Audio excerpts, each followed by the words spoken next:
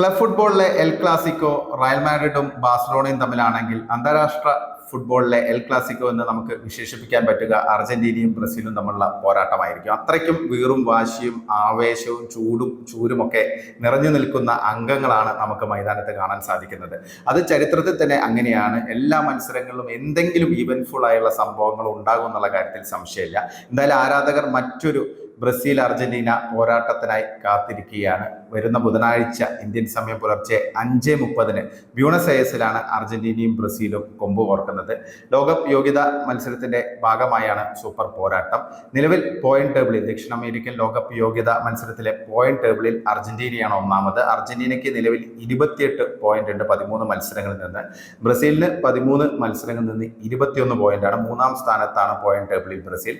അർജന്റീനയെ സംബന്ധിച്ച് ഒരു സമനില ഉണ്ടെങ്കിൽ 2026 ലോകകപ്പിന് യോഗ്യത നേടാൻ സാധിക്കും. പിന്നെ ഈ ഒരു മത്സരത്തിലെ ഈ സൂപ്പർ പോരാട്ടത്തിലെ ഒരു സവിശേഷത, നെയ്മർ ബ്രസീലിന് വേണ്ടിയും മെസ്സി അർജന്റീനയ്ക്ക് വേണ്ടിയും കളിക്കുന്നില്ല എന്നുള്ളതാണ്. ആരാധകരൊക്കെ ഒരുപാട് പ്രതീക്ഷിച്ചു ഈ രണ്ട് താരങ്ങളും പരസ്പരം കൊമ്പ് കോർക്കുന്നത് കാണാൻ. പക്ഷെ ആ ഒരു അവസരം ആരാധകർക്ക് നഷ്ടമായി. എന്നാലും ആവേശത്തിന് ഒട്ടും കുറവുണ്ടാകില്ല എന്നുള്ള കാര്യത്തിൽ യാതൊരു സംശയവും വേണ്ട. ഇപ്പം തന്നെ വാക്യുദ്ധങ്ങളൊക്കെ ആരംഭിച്ചു കഴിഞ്ഞു, വാക്പോരുകളൊക്കെ ആരംഭിച്ചു കഴിഞ്ഞു. ഓൾറെഡി ബ്രസീലിയൻ താരം റഫീനിയ പറഞ്ഞു കഴിഞ്ഞു, ബ്രസീലിനെ തോൽപ്പിക്കാൻ അർജന്റീനയ്ക്ക് സാധിക്കില്ല, ഞങ്ങൾ അർജന്റീനയെ പരാജയപ്പെടുത്തും. കാരണം ബ്രസീലിനെ മറികടക്കുക എന്നുള്ളത് ഏതൊരു ടീമിനും വലിയ ഒരു വെല്ലുവിളിയായിരിക്കും എന്നൊക്കെയാണ് റഫീനിയ പറഞ്ഞിരിക്കുന്നത്. അതുമാത്രമല്ല സൂപ്പർ പോരാട്ടത്തിൽ ഗോൾ നേടുമെന്നും റഫീനിയ സൂചിപ്പിച്ചിട്ടുണ്ട്. അപ്പൊ ഇതെല്ലാം ഒരു ആവേശം കൂടുതൽ, ഈ ഒരു ക്ലാസിക് പോരാട്ടത്തിന് ആവേശം കൂടുതൽ ഉയർത്താൻ കാരണമായിട്ടുണ്ട്.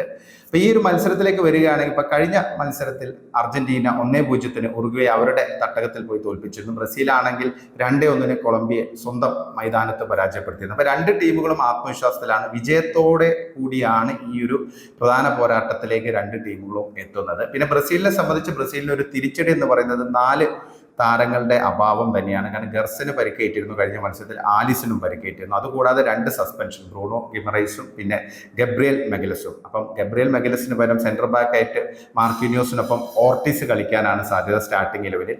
പിന്നെ ബ്രൂണോ ഗിമറൈസിന് പകരം ജോലിൻഡൻ കളിച്ചേക്കാം. ഗർസിന് പകരമാണെങ്കിൽ ആന്ദ്രെ വരാനാണ് സാധ്യത. അപ്പൊ ഇവരുടെ ഒരു അഭാവം ഒരു ചെറിയൊരു തിരിച്ചടി തന്നെയാണ് ബ്രസീലിന്. പിന്നെ ആലിസൺ ഇല്ല, അവരുടെ ഏറ്റവും വിശ്വസ്തനായ നമ്പർ 1 ഗോൾ കീപ്പർ ഇല്ല എന്നതും ഒരു പ്രശ്നം തന്നെയാണ്. ആലിസന് പകരം ബെൻഡോ തന്നെയായിരിക്കും ഗോൾവല കാക്കുക.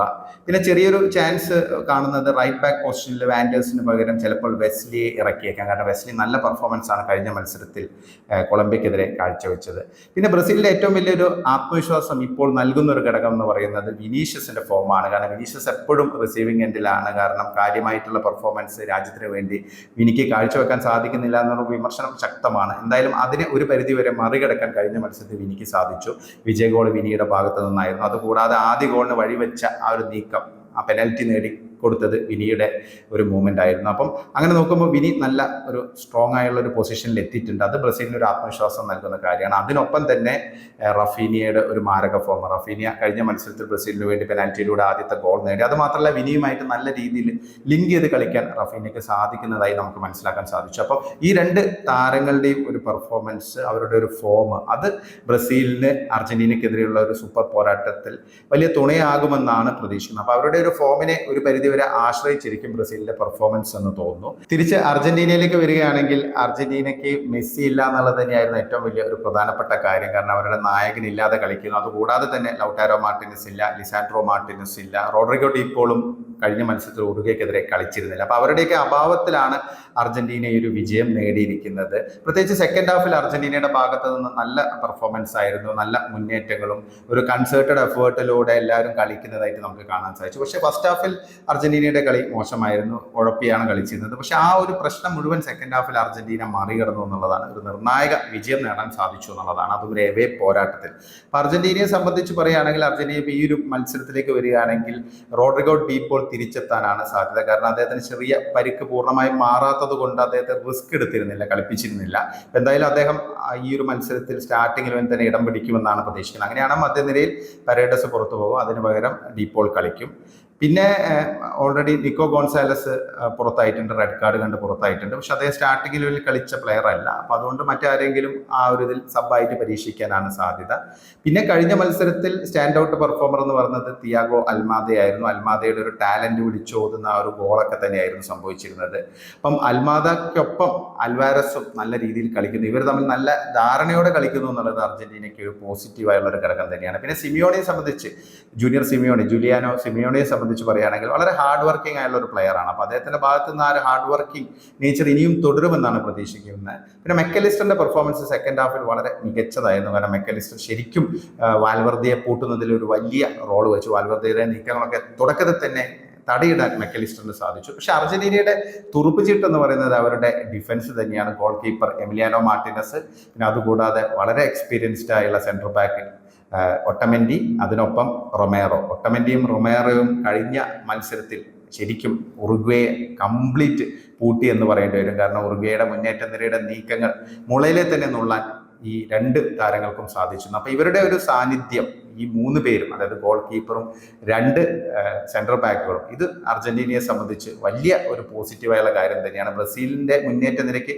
തലവേദന സൃഷ്ടിക്കാൻ ഒട്ടമെൻഡിക്കും റൊമേറയ്ക്കും സാധിക്കുമെന്നുള്ള കാര്യത്തിൽ സംശയമില്ല. ഇനി ഇവർ രണ്ടുപേരും മറികടന്നാൽ എമിലിയാനോ മാർട്ടിനസ് അവിടെ ഉണ്ടെന്നുള്ളതാണ്. പിന്നെ ടഗ്ലിയോഫിക്കയുടെ പെർഫോമൻസ് കഴിഞ്ഞ മത്സരത്തിൽ വളരെ ഔട്ട്സ്റ്റാൻഡിംഗ് ആയുള്ള പെർഫോമൻസ് ആയിരുന്നു. അപ്പം അതുകൊണ്ട് തന്നെ നമുക്കൊന്നും പ്രെഡിക്റ്റ് ചെയ്യാൻ പറ്റില്ല. പക്ഷേ കുറച്ചൊരു മുൻതൂക്കം, ഒരു നേരിയ മുൻതൂക്കം അർജന്റീനയ്ക്ക് നൽകേണ്ടി വരും. കാരണം അവരുടെ ഒരു ട്രാക്ക് റെക്കോർഡ് അങ്ങനെയാണ്. അത്രയും കൺസിസ്റ്റന്റ് ആയിട്ട് അവർ പെർഫോം ചെയ്യുന്നു എന്നുള്ളതാണ്. അപ്പം അതുകൊണ്ട് തന്നെ ഒരു നേരിയ മുൻതൂക്കം അർജന്റീനയ്ക്കുണ്ട്. പ്രത്യേകിച്ച് അർജന്റീനയുടെ മണ്ണിലാണ് മത്സരം നടക്കുന്നത്. അപ്പം അത് ഒരു പ്രധാന ഘടകം തന്നെയാണ്. അവസാനമായിട്ട് ഈ ടീമുകൾ ഏറ്റുമുട്ടിയപ്പോൾ നമ്മൾ നോക്കുകയാണെങ്കിൽ 2019 കോപ്പ അമേരിക്കയിലാണ് ബ്രസീൽ അവസാനമായിട്ട് അർജന്റീനയെ പരാജയപ്പെടുത്തിയത്. സെമിയിൽ 2-0 അന്ന് അർജന്റീനയെ തോൽപ്പിച്ചു. അതിനുശേഷം നടന്ന 4 മത്സരങ്ങളിൽ ഒന്നിലും ജയിക്കാൻ ബ്രസീലിന് സാധിച്ചിട്ടില്ല. 3 അർജന്റീന ജയിച്ചു. 1 ഗോളിന്റെ വ്യത്യാസത്തിലാണ് 3 മത്സരങ്ങൾ ജയിച്ചത്.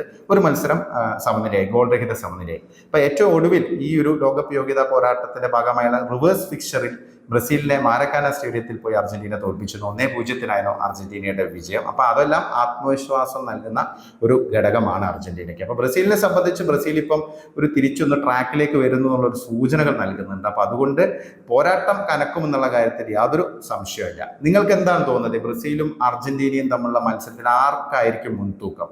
ആര് വിജയിക്കാനാണ് സാധ്യത? നിങ്ങളുടെ വിലയേറിയ അഭിപ്രായങ്ങൾ കമന്റായി രേഖപ്പെടുത്തണേ.